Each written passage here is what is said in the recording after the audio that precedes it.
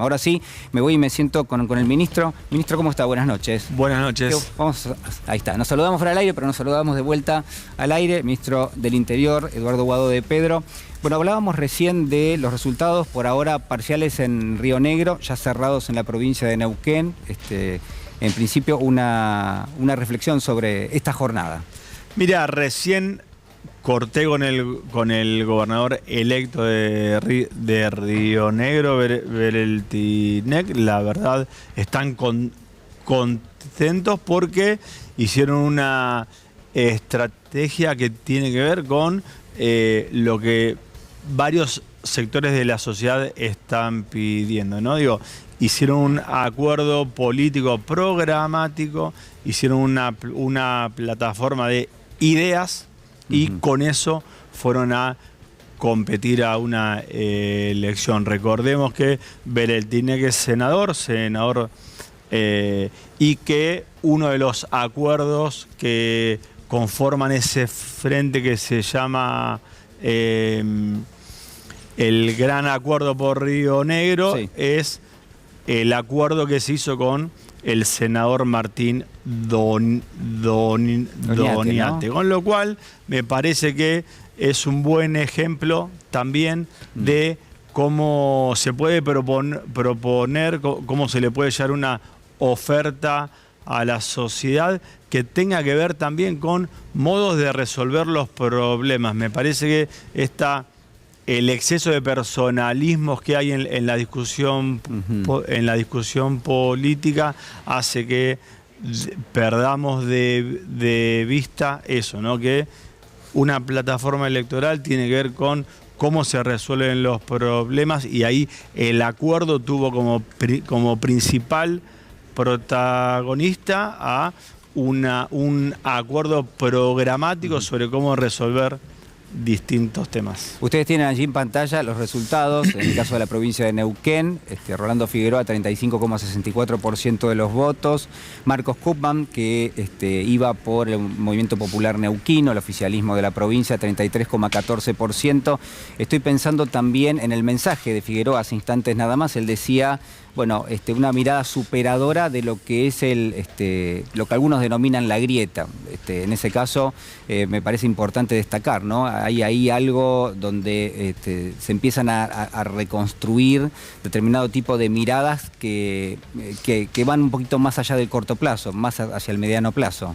Coincido, y en el caso de Neuquén podemos ver que sí, se da una elección bastante polarizada entre dos figuras fuertes de lo que era el MPN. Recordemos que el Rolando Figueroa es un dirigente que viene del MPN, que ocupó, sí, puestos de los más altos dentro de la estructura, y que se puede decir que la interna entre los dos sectores del MPM se dirimió en una elección general, con lo cual esa visión que siempre tuvo el MPN, que es una visión también basada en un proyecto provincial, una visión muy arraigada con la gestión, con la defensa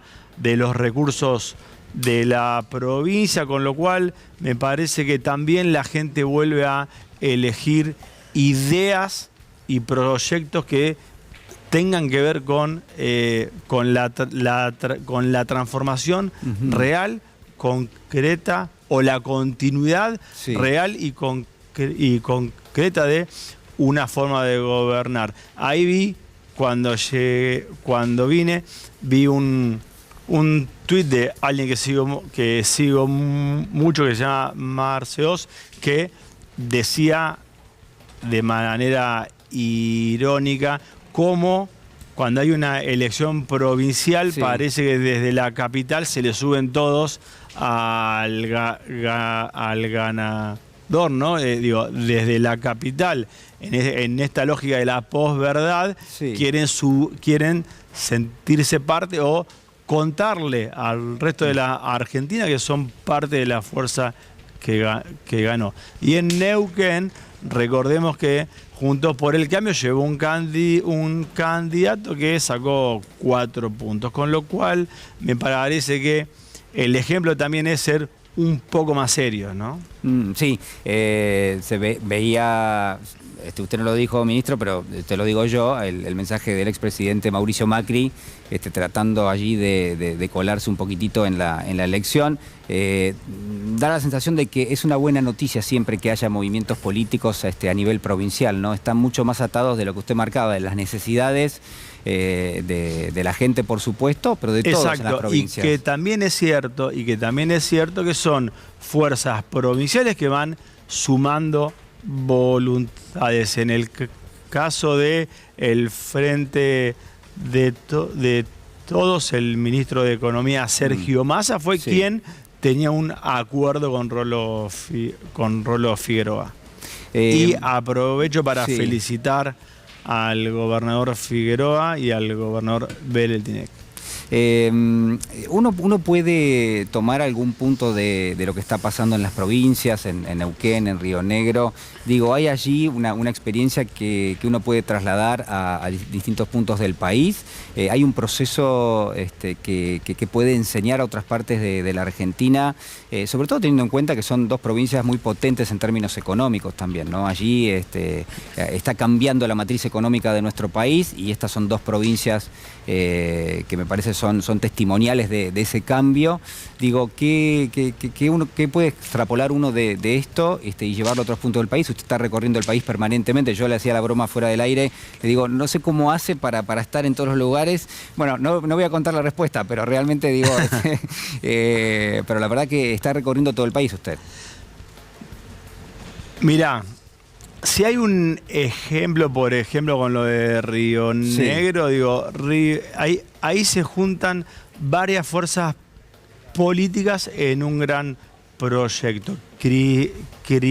Cristina viene diciéndole al resto de las fuerzas políticas desde hace muchísimo tiempo que hay que juntar voluntades para ver cómo se resuelven problemas esenciales como la economía bimonetaria, cómo se resuelve el problema de la inflación y cómo se terminan cómo terminamos como país, como sociedad, con estos ciclos de vuelta al Fondo Monetario Internacional, estos ciclos de deuda y de fuga, ¿no? Digo, me parece que eso que nos decía Cristina de que hay problemas que son muy estructurales, que están arraigados en la sociedad, que están arraigados en el sistema, en las instituciones, que tenemos un poder judicial que no solo no resuelve, no condena y no castiga estos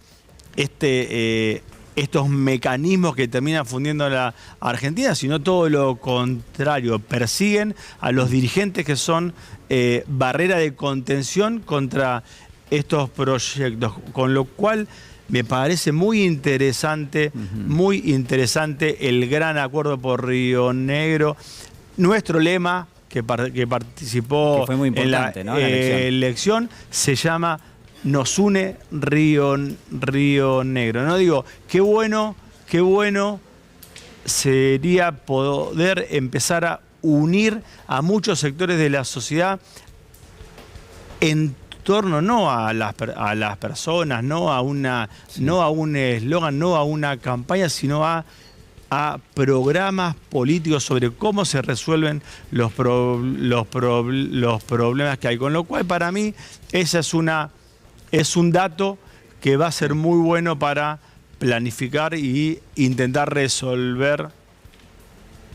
Bueno, a ver, usted ahí tocó algo que para mí es importante, que tenía para preguntárselo, que es justamente, ¿no?, que si uno destaca que se están discutiendo ideas, que se están discutiendo propuestas para, en términos pragmáticos, en términos de solucionarle los problemas a la gente, es que no se está discutiendo de la otra manera, que uno ve que hay un sector de la dirigencia política que es cada vez más habitual, como es, por ejemplo, los discursos de odio, los discursos de violencia.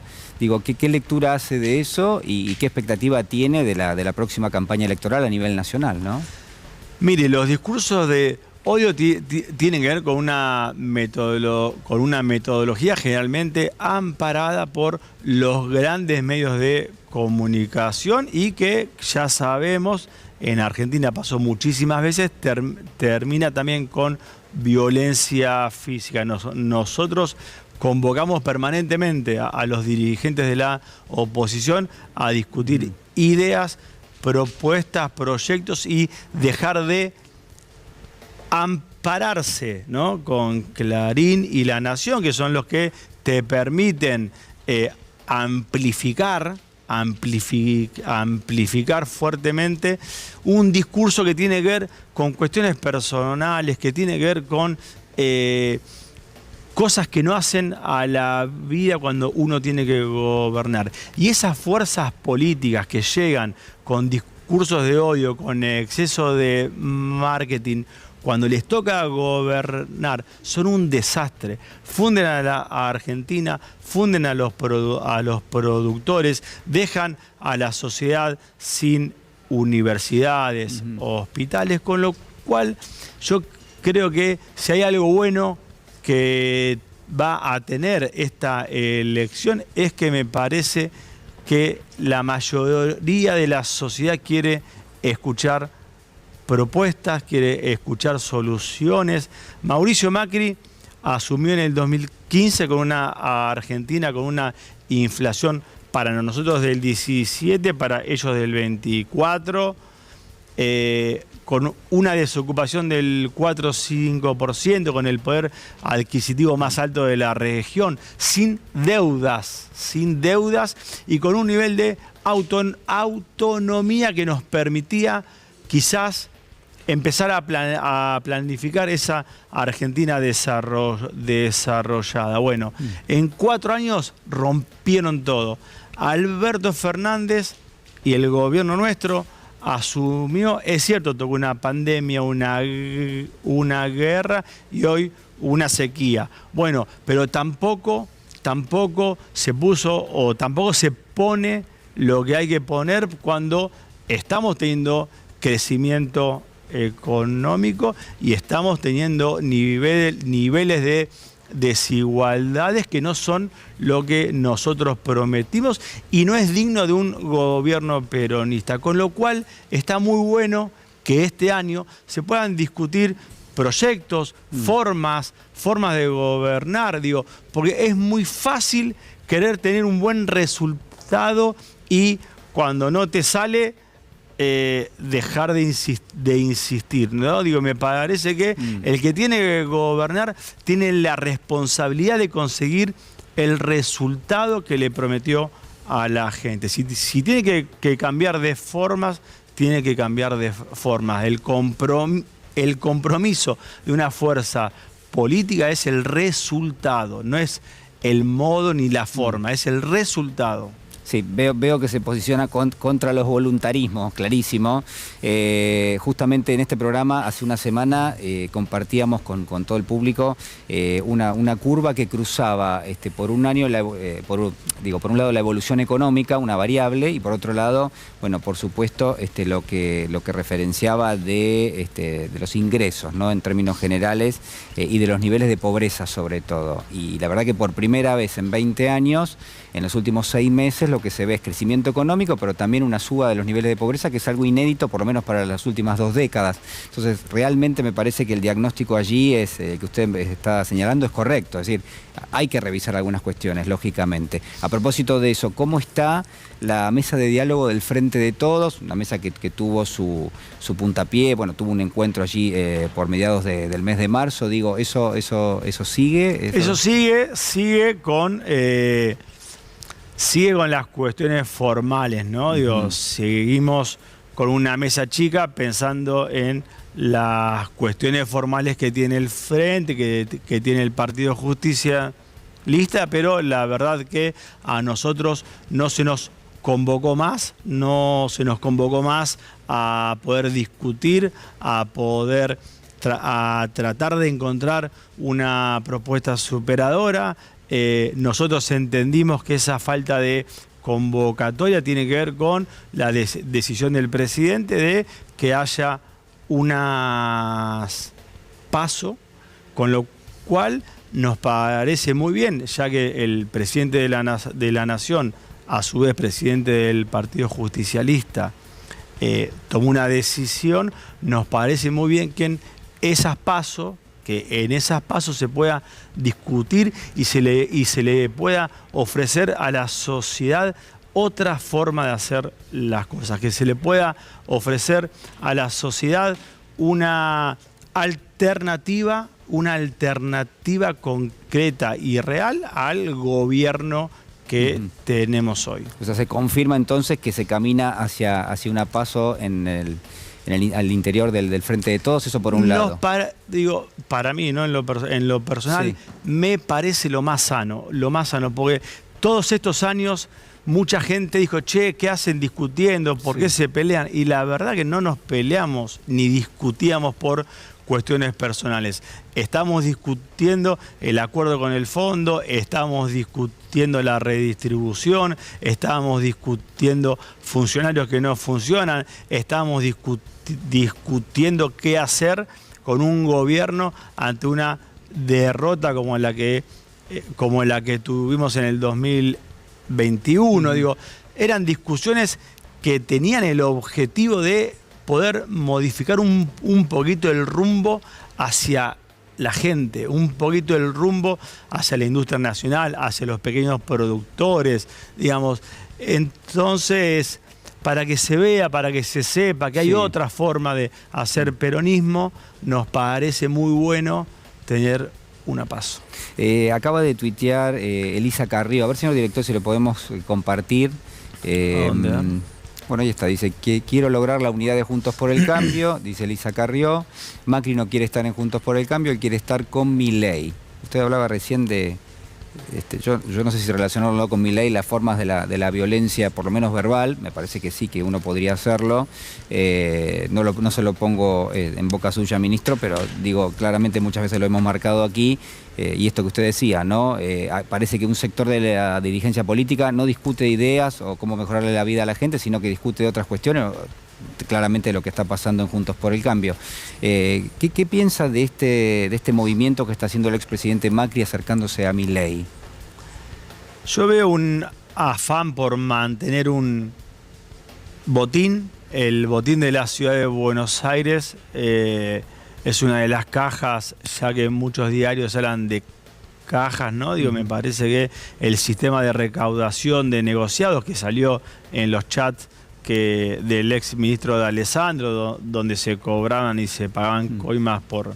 Digo, como muy bien dice siempre así, ¿no? El maxi kiosco. El maxi kiosco de la ciudad de Buenos Aires es una caja donde Mauricio Macri se considera dueño y están en disputa quién se queda con eso. Con lo cual ahí no hay ningún proyecto de ciudad, no hay en disputa ninguna visión de la ciudad, sino quién es el dueño de esa caja. Cuando les tocó gobernar entre el 2015 y el 2019, también vieron a Argentina, como decía Máximo Kirchner, no es que vienen con un plan de gobierno, sino que vienen con un plan de negocios.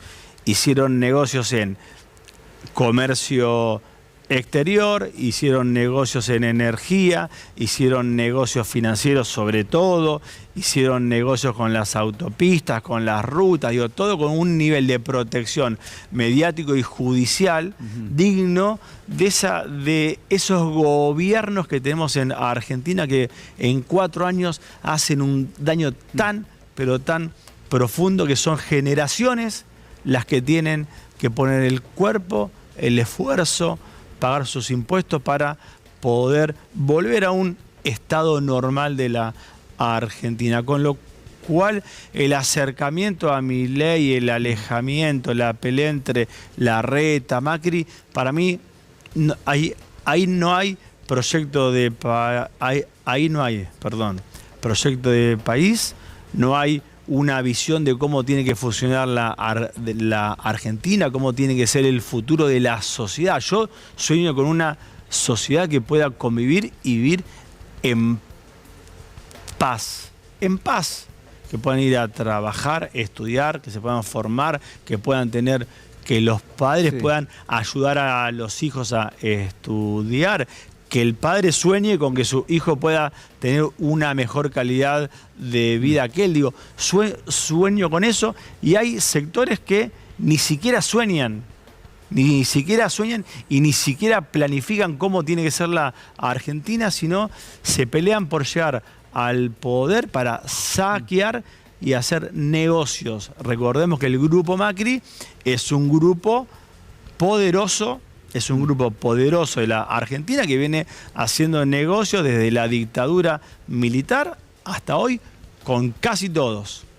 Me voy a aprovechar de las lecturas políticas que está haciendo usted, ministro, y le voy a preguntar un poco en este sentido. Ya le voy a preguntar por Cristina Fernández de Kirchner y también por su candidatura, por supuesto, pero antes, y ya para ir cerrando, si uno sigue la especulación en términos de cómo se está dando el movimiento político y uno lo ve a Macri más cercano a Milei, agreguemos a Bullrich también allí, porque es un poco lo que está sucediendo por estas horas, uno podría pensar que hay otro espacio que se puede llegar a configurar en este movimiento, donde puede llegar a estar Larreta, el propio Sergio Massa. Digo, ¿hay ahí un espacio que podría eventualmente surgir de esto?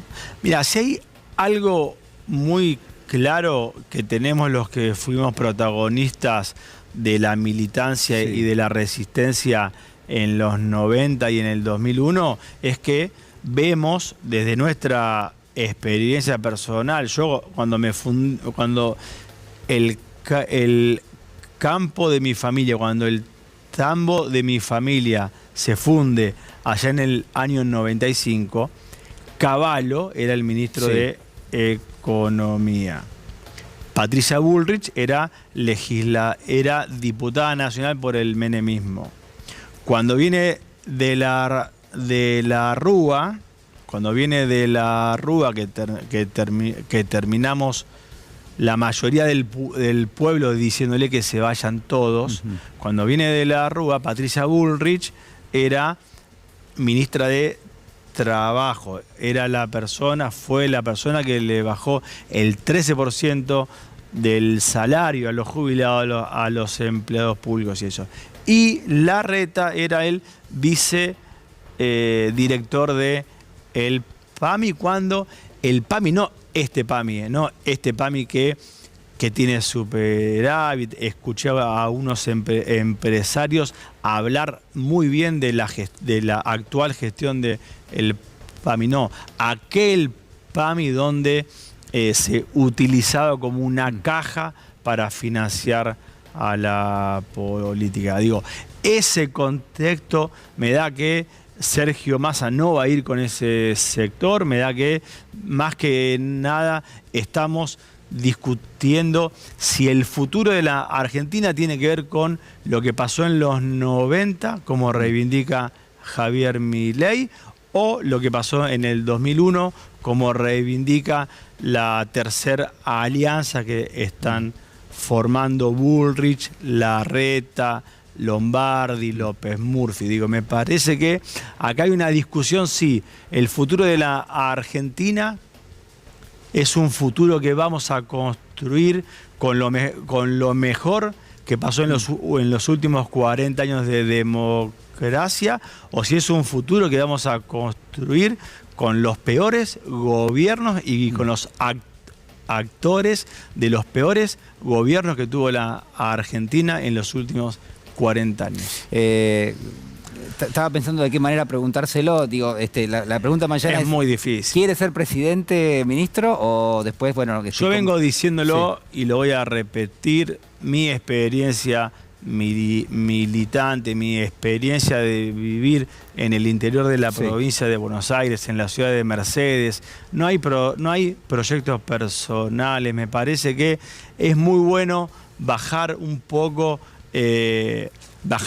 la ansiedad y dejar que nuestra fuerza política, los gobernadores, los intendentes, la militancia, los dirigentes, los productores, nos está yendo muy bien con las las pequeñas empresas que se fundieron. El jueves estuve en Catamarca inaugurando una fábrica donde se había fundido otra en el 2018.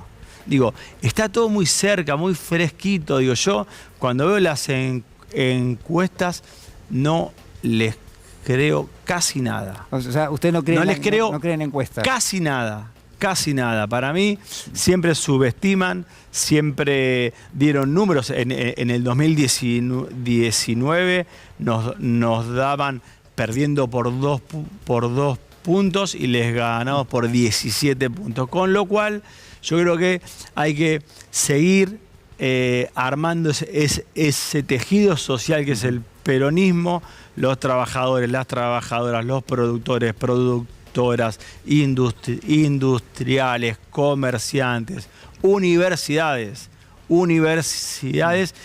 y emprendedores, la gente suelta. La última pregunta.